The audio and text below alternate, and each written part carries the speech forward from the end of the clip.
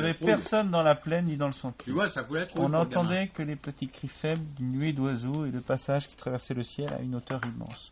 L'enfant tournait le dos au soleil qui lui mettait des fils d'or dans les cheveux et lui empourprait d'une lueur sanglante la face sauvage de Jean Valjean.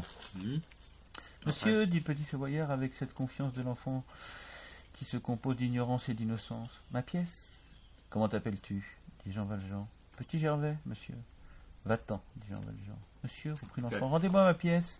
Jean Valjean baissa la tête et ne répondit pas. L'enfant recommença. Ma pièce, monsieur. Il lèche son doigt. C'est pas vrai. L'œil de Jean Valjean resta fixe à terre. Ma pièce, cria l'enfant. Ma pièce blanche, mon argent. Il semblait que Jean Valjean n'entendit point. L'enfant le prit au collet de sa blouse et le secoua. Et en même temps, il faisait...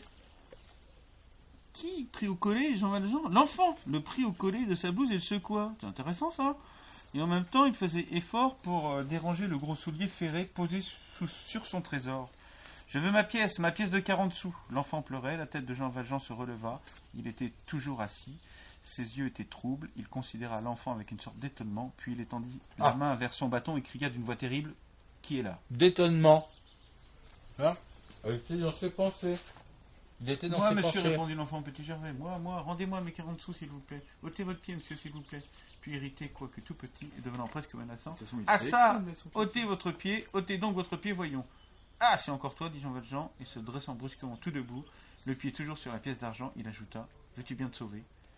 L'enfant, effaré, le regarda, puis commença à trembler de la tête aux pieds, et, après quelques secondes de stupeur, se mit à s'enfuir en courant de toutes ses forces, sans oser tourner le cou ni jeter un cri.